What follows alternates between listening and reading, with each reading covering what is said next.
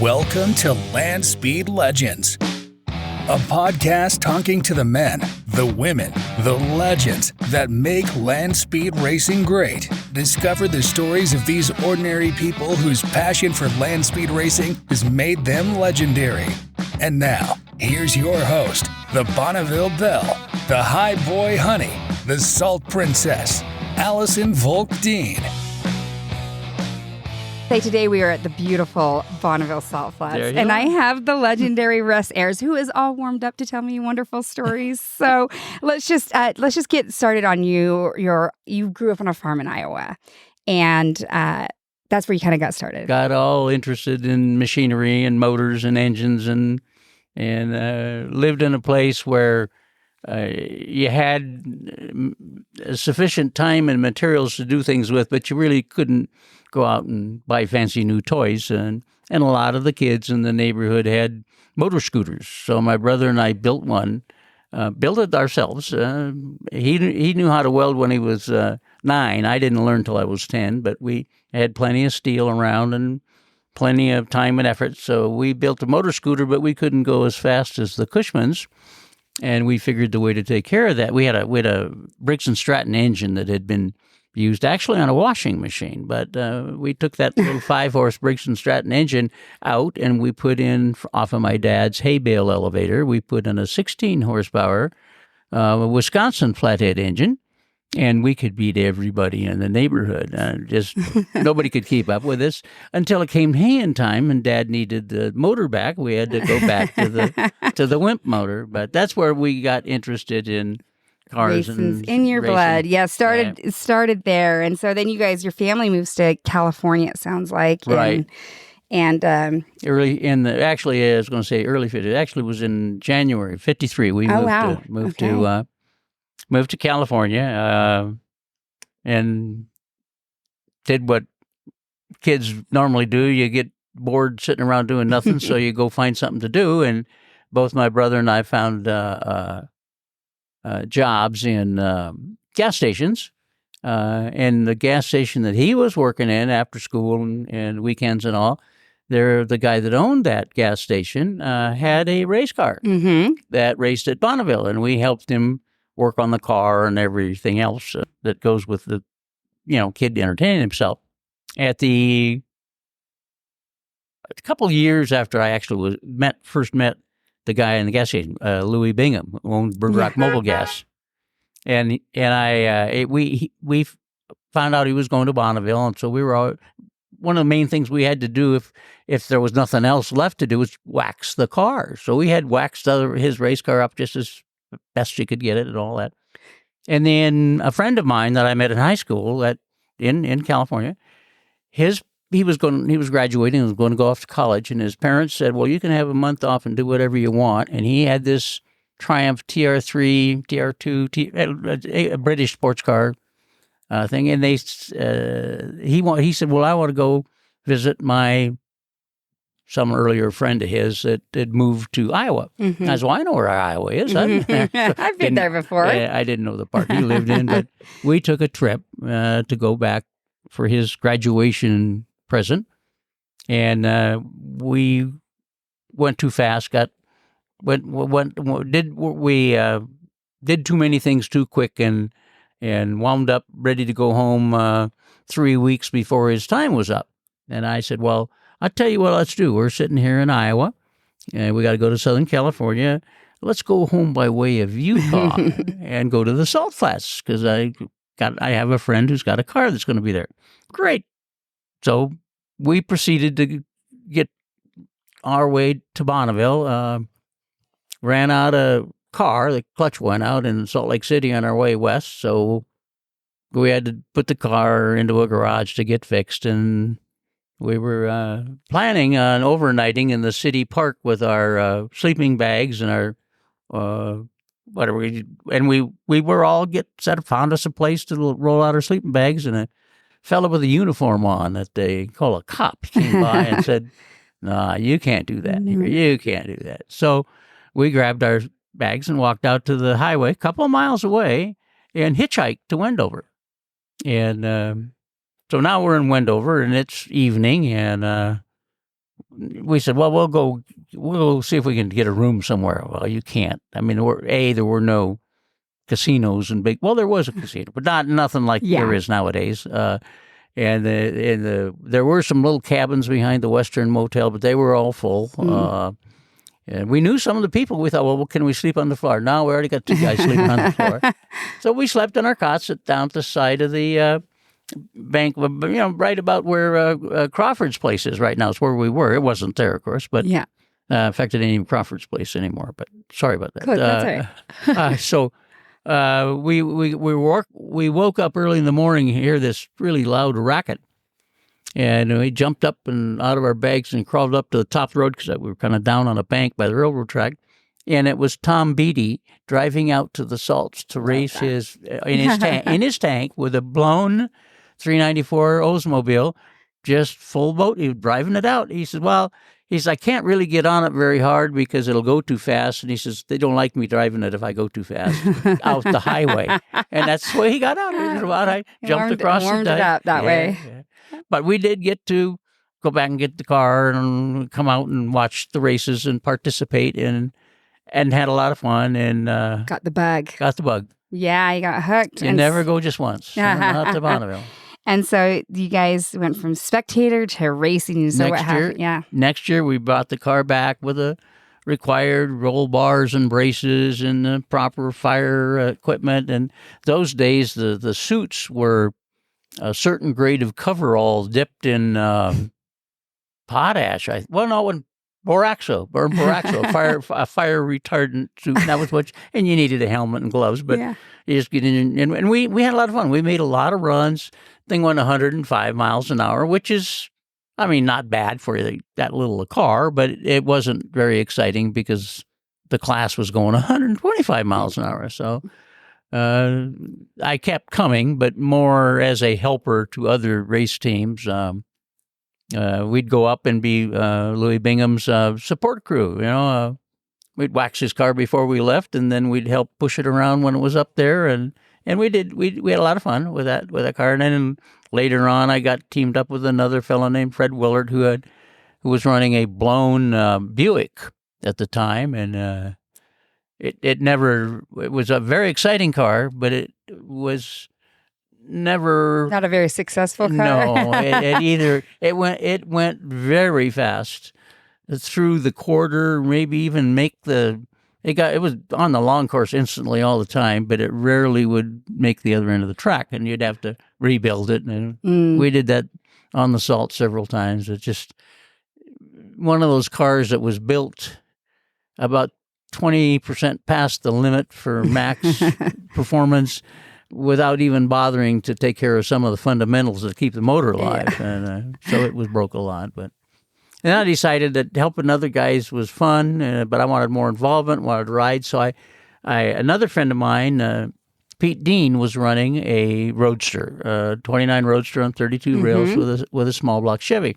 And he had blown up his motor, and he didn't have enough money to build a new one. Well, I had one that was in pretty good shape, so we made some changes and souped it up a little bit, and so we ran under Dean and Ayres, and later Ed Fenn joined us, and it was Dean, Ayres, and Fenn. But it was my motor and Pete's car, and we ran that for quite a few years in the D class, the 305-inch class, and did reasonably well. The problem is it's his car, and yes, it was my motor, and I'd get a ride now and then at the lakes, but I never did get a ride at Bonneville out of the car because it was his car, and I kind of understand that. But that's my engine. So I said, well, I'm going to build my own car, and I did. I built several of them. I raced my little Model A pickup with flatheads for a while, but that's also a hard way to be competitive because flatheads are tough to make run fast, and they break quite easily. And it just was. And I was running in a not very streamlined class, full fender, street roadsters, and all that sort of thing. So I eventually retired the flathead, and put an Oldsmobile in it because Oldsmobiles were such a fantastic engineering marvel. that it was clear that the entire world was going to be running Oldsmobiles within probably the next year or two. Mm-hmm. So I wanted to be right on the cutting edge of this. And then the next year they discontinued the entire engine class. I still have some, but I don't have any parts for them anymore.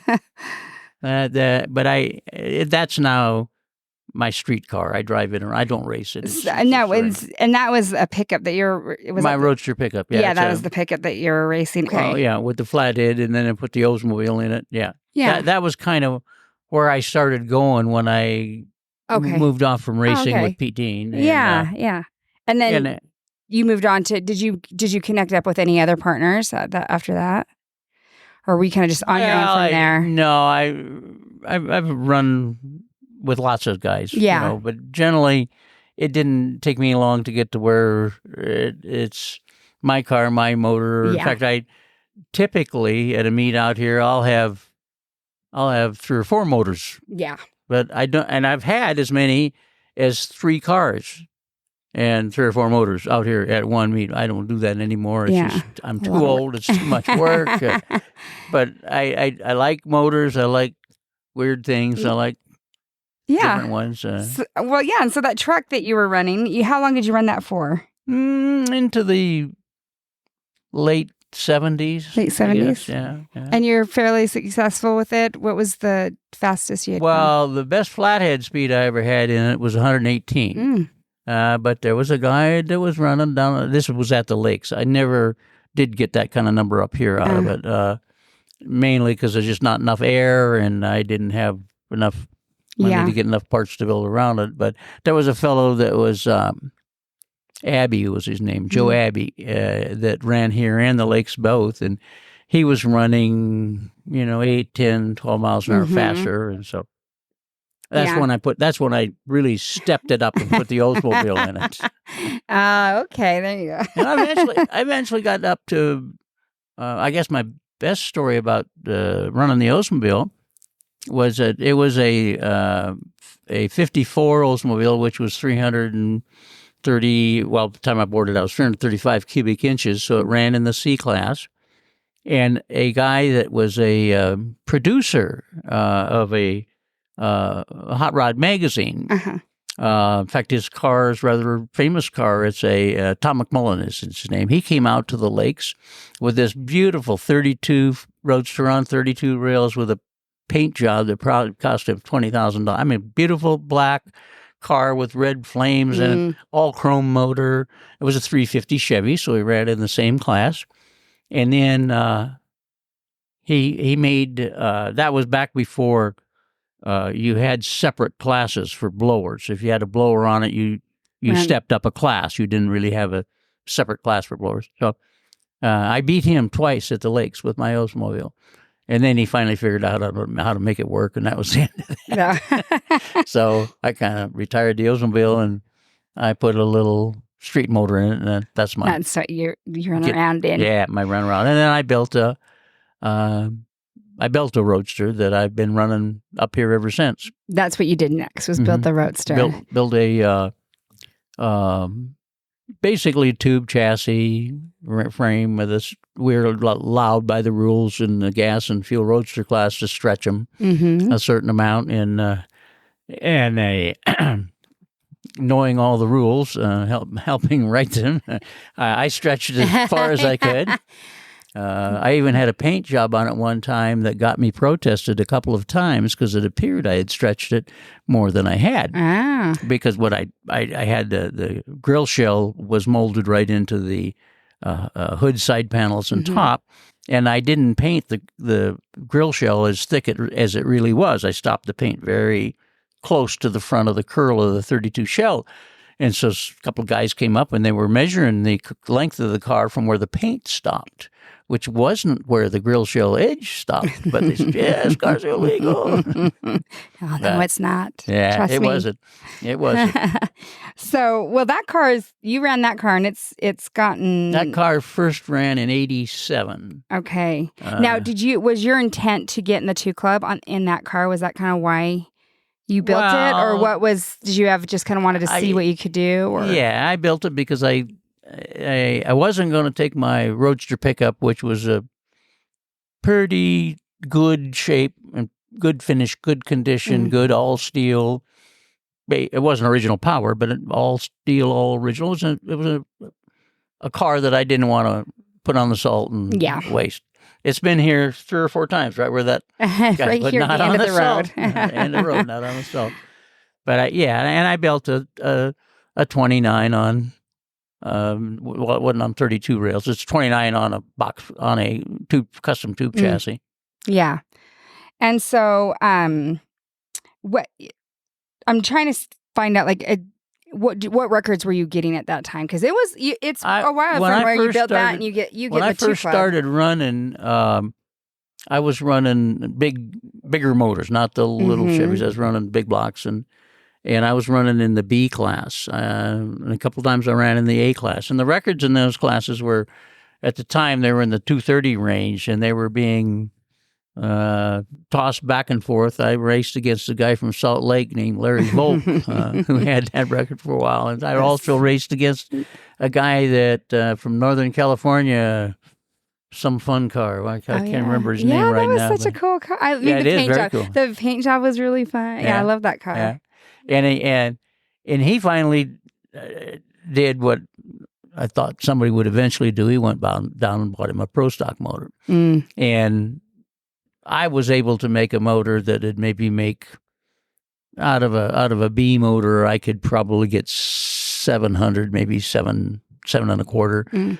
And I'm not sure. Well, I am sure where the other guys were getting more power, they had bigger heads, bigger and better heads. And, and they were making more power. And I said, what am I going to do about this? So I chased those numbers until Chuck Solomon, the Some Fun guy, put that A and B Roadster numbers so far out there that I said, I know. That's so frustrating. So then I changed classes, and I started with in the F motor class with a half a Chevy for a while, and then I turbocharged it for a while, and the car's had a lot of engines in it. Currently, it's got a little 256-inch Chevrolet, and it's running rather dismally. They all do that until they extract their pound of flesh. Yeah, it's running on methanol. It's my first venture into methanol, and I thought it would be simple. I said, well, I've read all the books. I kind of know what I'm doing about this. Yeah, right. Yeah, right. But it did very well. Both the little half motor and the little 256 did very well on gasoline. Well enough that I would run them in fuel class and refuse to let the fuel tester look at my gas. He says, well, you won't let me test it, your fuel. And I said, right on. Yeah. I'm already going faster than the fuel guys, but now my car is in the position where I can't get away with that, because the guys who know what they're doing and are running really running fuel and know what they're doing, they're running 5 miles and they're going faster than me, and I can't run that far. I can only, all the records I've set with that car in the supercharged, turbocharged stuff, whether it's fuel or glass, whether class it's in doesn't make any difference. It's all gas. I've never run any fuel. Are all done in the 3 mile, because even though I qualify to go the full 5 miles, my motor won't last that long. It's a 3 mile kind of car. It's a 3 mile car, right? And so I decided the way to get it to go farther was to put it on methanol and make it live longer. Because I was advised a long time ago by a guy I respect a great deal in the racing world, Fast Freddy. And I said, how the hell you guys come out here and go just right off the bat, you guys go fast, then you come back and go faster, and then you come back and go faster. He says, it's simple. It's real simple. The simple formula to go fast is you build a car, and you go out and you run it. And he says, if you've still got traction, you put more power in. You put more power in until you lose traction. Then you go back and build more traction into the car until you run out of power. Then you go back and put more power in it until you run out of traction. I started doing that, and I started going faster. Nice. He's like, he knows what he's talking about. He does. But right now I'm at the point where I can't follow his advice because I don't know how to make my motor work enough to, I got the traction issue deal. I can't make the power. So. Yeah, so you're kind of stuck. Yeah. A little bit. But, so when you got in the 2 Club, what were you? I got in the 2 Club with my half motor. Okay. in 2010, I came up here with in my car, my Roadster, I had a little tiny V8, unturbocharged. Mm-hmm. And due to some errors that I made, I wound up Saturday afternoon wasting the motor. So I'm sitting there dead for the week because I don't have enough parts here to rebuild it. And my little turbo half motor was in the Bean Bandits modified Roadster. And that's Saturday afternoon, he went out on the short course. They're trying to get it qualified to go on the long course. The record was, I think, 2:04. Mm-hmm. And he went through the 3 mile at 226. And he came pulling back into the pits. And I said, what are you doing back in the pits? You qualified. He said, no, I was just trying to get on the long course. I said, I don't care. You qualified.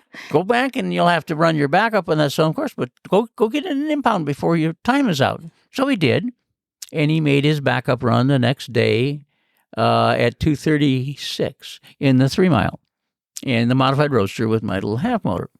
And so, he's in the 2 Club. Dan Waldrop's his name. Yeah, I remember. And so I said, all right, now you're going to have to. Then they're going to start letting the other kids have a ride. And I said, no, I want my engine back.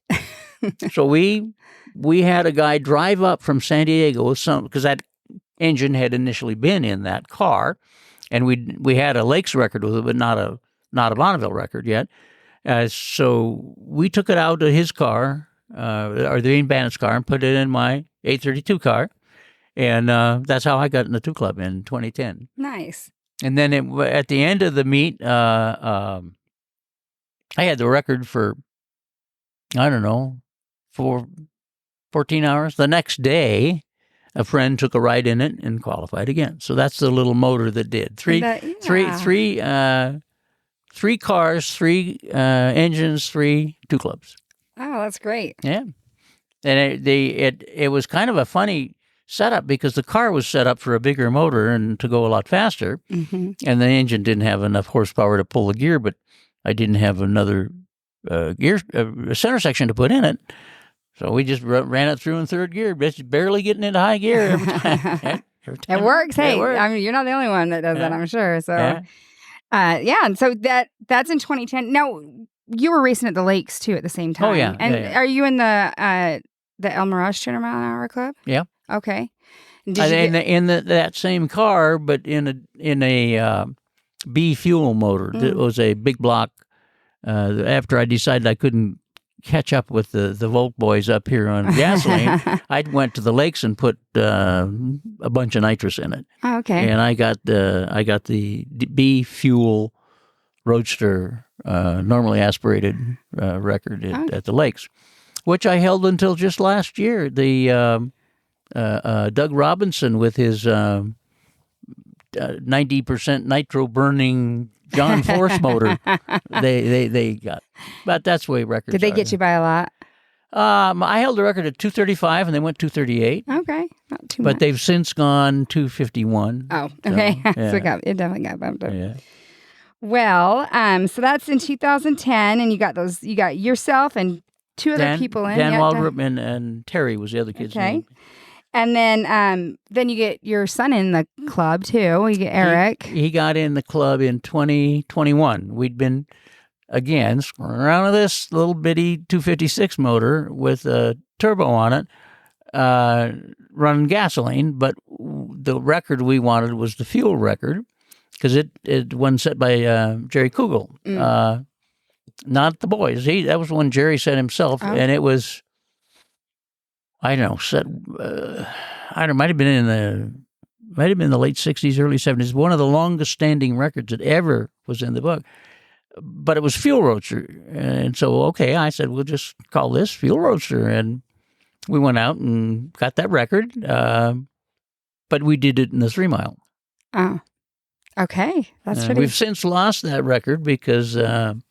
The Waters and Mangeli, that same car. Yeah, that crew. The 369 car. Mm-hmm. It qualified on our record. Eric went down at 246 and back at 249, something like that, on a 234 record. Wow. And what class was that he was running? Blown fuel roadster. Wow. Yeah. But they're running the whole 5 miles, Watterson guys. Yeah. And I can't run 9 miles unless I can make methanol work. So that's where I'm at now. Still studying to make methanol work.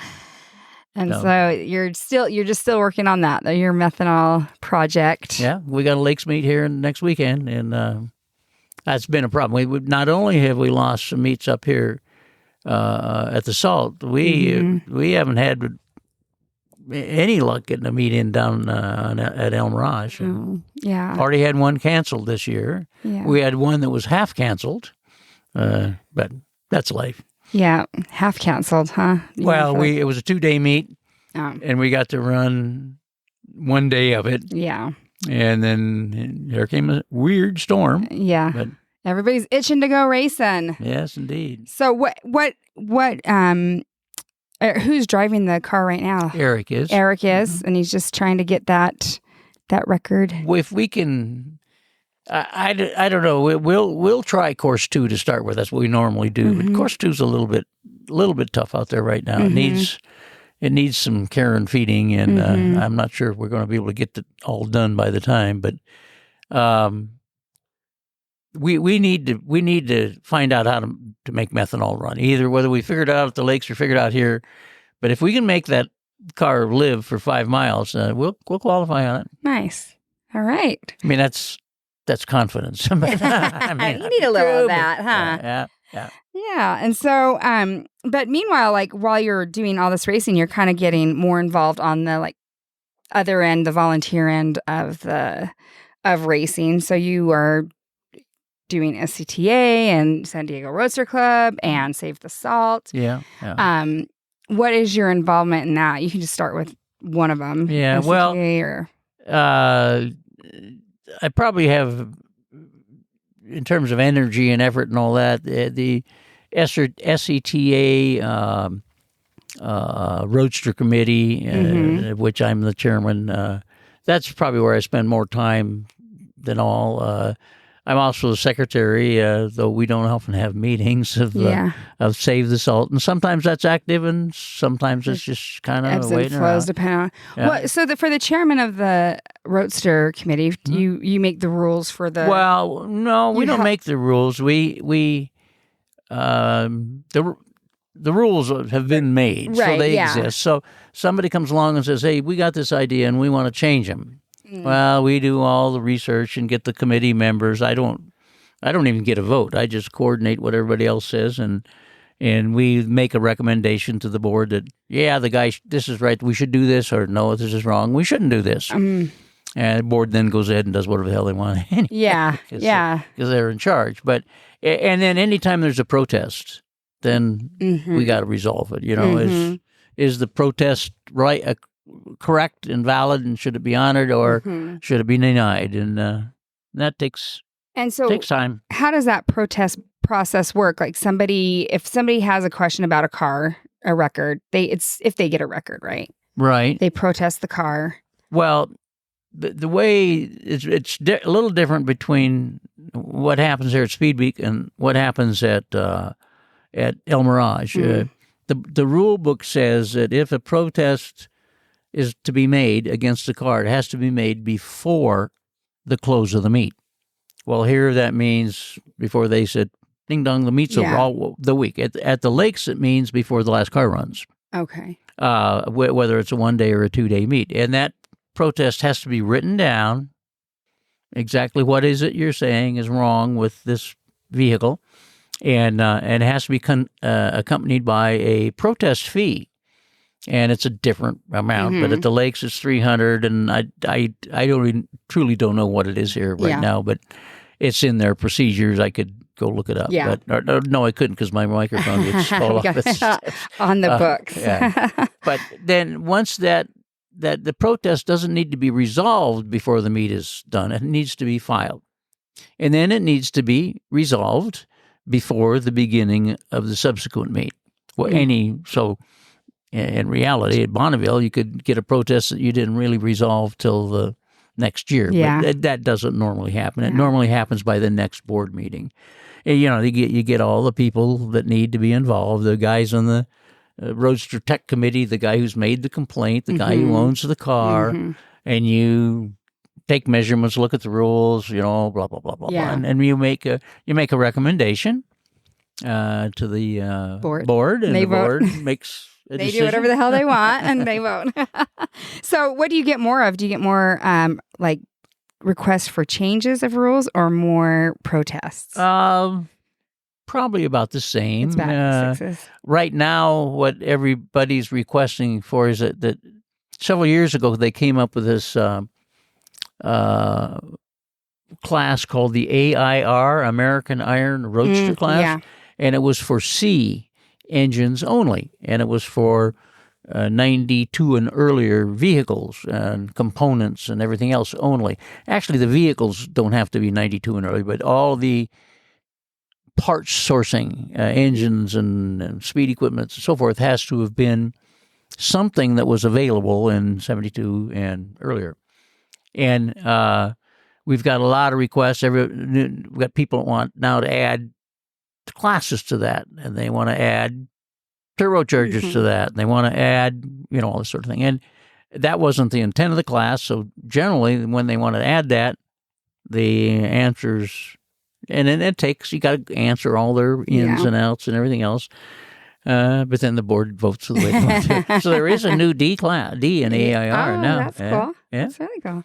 Well, okay, and then you have the Save the Salt. That was, you're saying that the chair kind of ebbs and flows, or you're not the chair, but you're on the board, or I'm the secretary, and I haven't been to a meeting in a year. So, but there aren't a lot of meetings right now. That is at a fairly.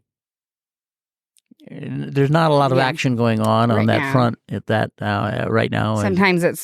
Sometimes there's a lot, and sometimes there's not, right. Just depending on the last thing, major thing I did with regard to Save the Salt is I was requested to after last meet's closure here. There was a lot of suspected surface damage based on a bunch of idiots running around out there going 70 miles an hour in their cars and creating, they thought it was funny, they're creating 6-foot-high waves, and floating around on the tops of these waves was 2-foot by 2-foot plates of salt that had been lifted away from the substrate. They were floating around. Now, what are the odds that those plates are going to come down where they came up? Not very good. And so we were quite concerned, especially out in areas where we have less than an inch of salt thickness. If we float that inch up as a chunk and it moves away 100 yards, what's going to fill in the hole that it left behind it? We didn't know.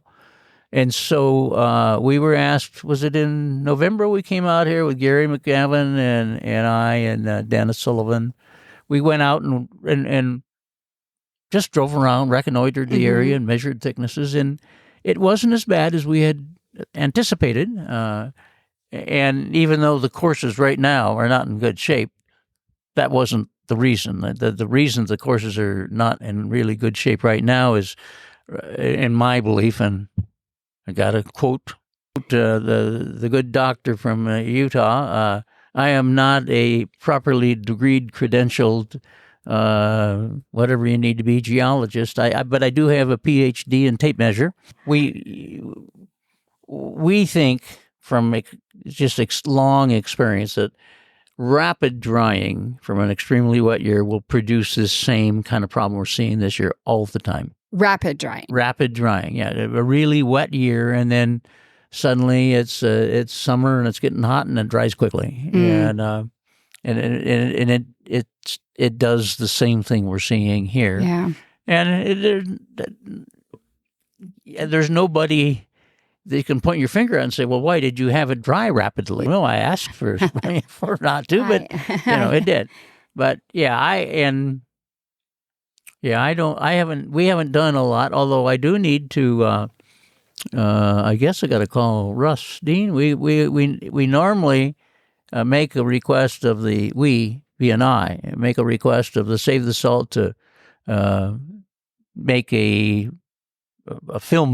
salt filament at the end of the road. It's not really all that bad this year, but there's some years when it's disastrous. You can't even hardly get off the road. So you're just filling it up with salt. So we normally contract with a local fellow here, Shelton, and have him bring out some, and Save the Salt is the person that normally does that, because we've been able to apply for permits and get them in the past. But unfortunately, all the BLM people now are not the BLM people we were dealing with back when we got the permits. So they might want to have whole new environmental impact plans. Whatever. That's frustrating. It is. But that's an involvement that will probably happen in the next couple of weeks. And you guys are out here dragging it right now. And cleaning up the mess. The campfires and tent frames. Oh, my goodness, Filled up the dumpster. Yeah. We filled up. Where are they going to put the fireworks now that the dumpster's full? They'll empty it, I hope. But they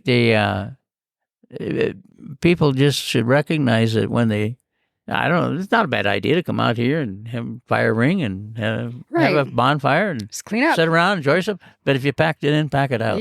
Don't that's leave just it kind for of the somebody general else. rule, right? Of being outdoors. But the people don't do it, obviously, because there was a lot of stuff out here. But so, anyways, and then you do San Diego Roadster Club. Yeah, I remember. Been a member of Roadster Club since technically I should not have been able to join. You're supposed to have a car and be able to participate in club events and so forth. And I had a car and I participated, but I was too young to have a driver's license. So I used my Iowa driver's license to drive to the club meetings. So I joined when I was 14. You're supposed to wait. Really? Yeah, you're supposed to wait till you're 16 and have a driver's license. Remember that long? That's a long time. Yeah, it is. Do you think you're maybe the oldest? No. Who is? Louis Bingham. Oh. He's still alive. In fact, his car that I got, it's all started with way back in 57, back in the Bird Rock Mobile gas station. Yes. It'll be here. A fellow in the Bean, I rebuilt it, and a fellow in the Bean Bandits, Dan Waldrop. Yeah. He bought it, and guess what kind of engine it's running? An Oldsmobile. An Oldsmobile, and it was here last year. In fact, we got Louis to take a ride in it. And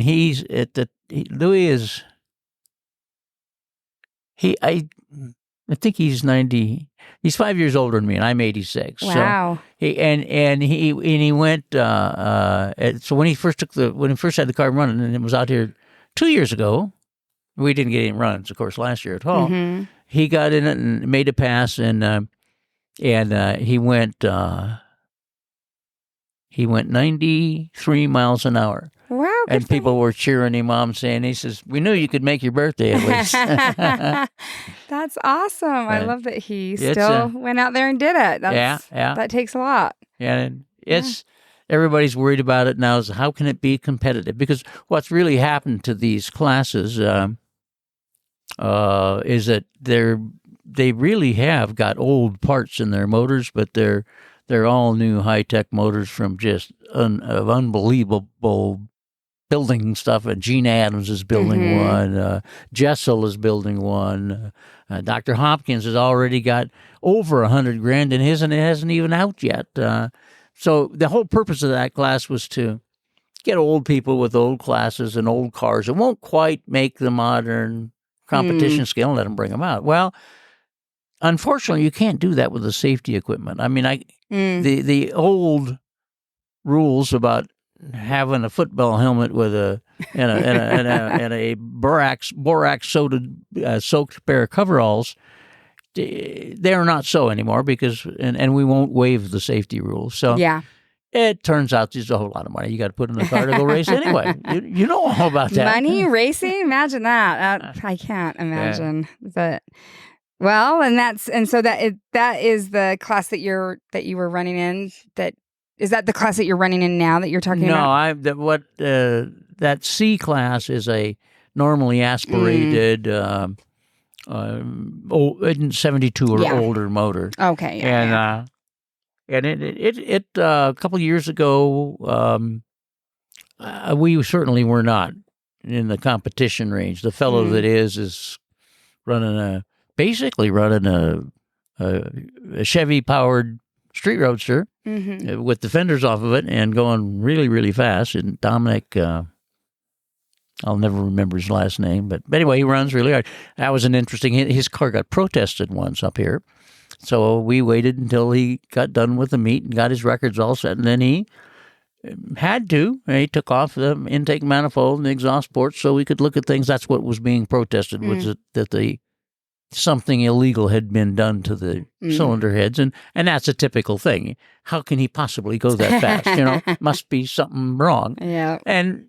the guy that made the protest says, well, I wanted to know what he'd done wrong, and he hadn't done anything wrong, and there you go. Now you know. I paid $300 to find that out. Yeah. Okay.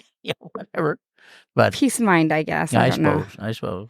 Well, and that's what you're doing now is you're running and that same. Hopefully, just for 6 weeks, we'll be out here. Be around with me. I may trying to get 5 miles. I may not.